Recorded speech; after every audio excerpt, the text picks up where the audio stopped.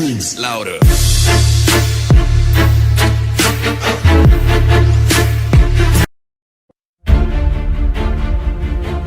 Ini, sahabat pernah mendengar istilah politik divided, business united. Politik itu membelah, kalau bisnis menyatukan. Karena itu kita harus memahami politik agar selalu waspada tidak terbawa arus politik. Politik dengan memanfaatkan kekuatan geografi suatu negara namanya geopolitik. Baik membangun kekuatan politik dalam negeri maupun luar negerinya. Dengan melihat kekuatan tersebut, barulah negara tersebut kalau pemimpinnya visioner, berani, dan jago strategi bisa membuat negaranya berdaulat, kuat, disegani lawan, dicintai kawan. Venesia membuktikan posisi strategisnya untuk menjadikan negara kuat di abad pertengahan di Eropa dulu. Lalu itu hanya sebagai misal. Lalu negara yang pintar mengendalikan kekuatan laut dan darat wilayahnya, seperti halnya Turki dari zaman Ottoman hingga Erdogan saat ini, pintar memainkan kekuatan negaranya. Karena itu Turki menjadi negara besar. Singapura juga jago banget memanfaatkan kekuatan geografinya. Juga Israel di tengah musuhnya dunia Arab. Dia memainkan kekuatan Eropa dan Amerika sebagai penyeimbang lawannya negara-negara Arab tersebut.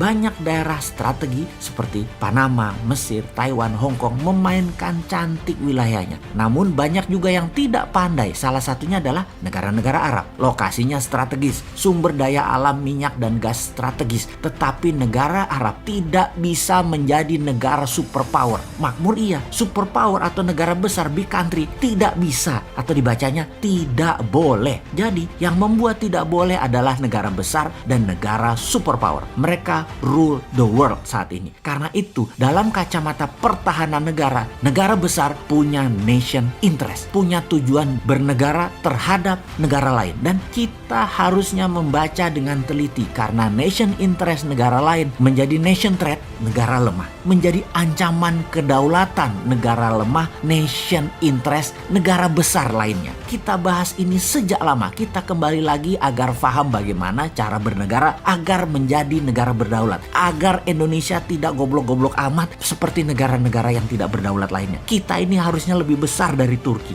lebih besar dari Singapura, lebih besar dari negara-negara Eropa. Harusnya. Pertama, apa yang harus kita pelajari? Pertama, kita pelajari nation interest setiap negara yang berhubungan dengan Indonesia. Paling besar itu siapa? Maka kalau kita ambil top 3, mereka adalah negara Singapura, Tiongkok, dan Amerika. Tiongkok punya banyak agenda. Satu, karena penduduknya besar. 1,5 miliar manusia yang harus dikasih makan, dikasih sarana kesehatan, dikasih sarana lainnya. Kedua, Amerika yang lapar dengan kekayaan atau pemuja materialisme dan kekuasaan. Terakhir, Singapura yang sesungguhnya tidak ingin mencaplok tapi ingin hidup damai makmur dengan menggunakan strategi semua teman. Namun tersering mengambil keuntungan terbanyak ya Singapura itu. Buktinya harta terbanyak di ASEAN ada di Singapura. Orang Indonesia juga kalau kaya juga taruh uangnya di Singapura. Kembali ke asalnya. Nation interest Tiongkok nih ya, agar banyak negara suka dengan Tiongkok adalah pertama dengan banyaknya giving, banyak memberi. Kemudian negara yang ditarget dikampanyekan bagusnya Tiongkok, dipropaganda, dan media setempat di negara tersebut dibayar kalau perlu, lengkap dengan buzzer-buzzernya. Bisa ribuan orang berada di sebuah negara hanya membuzzer kecanggihan Tiongkok lewat konten sosmed seperti IG, WA, lewat TikTok, dan banyak lagi. Setiap hari diproduksi video dan berita dipotong-potong yang indah-indah dan disebar agar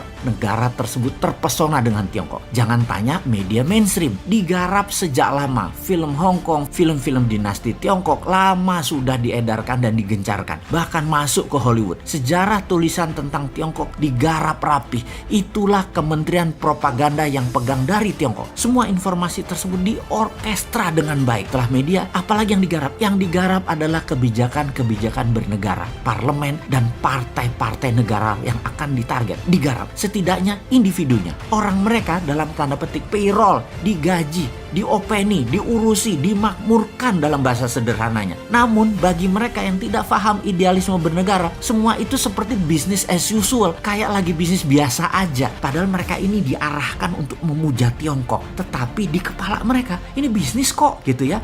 Karena pendekatan yang dipakai dalam menjalankan strategi Tiongkok adalah menggunakan economic approach. Karena itu pejabat gak kerasa, rakyat banyak yang gak kerasa dikuras, padahal hartanya dalam jangka panjang akan musnah itu aset bernegara di Indonesia. Sungguh, Tiongkok itu butuh sumber daya alam suatu negara. Dia akan sikat dengan berbagai cara. Dan terakhir biasanya adalah dengan membangun aliansi kepada banyak pemimpin daerah dan pemimpin pusat di mana mereka ikut bermain. Modali mereka, kalau perlu menangkan mereka agar dapat jabatan tersebut. Semua terorkestra rapih, perlahan, jangka panjang sehingga tidak terasa. Jangankan tidak paham, yang paham pun bisa terlena karena halusnya propaganda dan cara mereka bermain. Tahu-tahu aset negara habis saja. Setelah itu kita dilepeh deh. Ibarat lonte sudah habis dipakai ya ditinggal.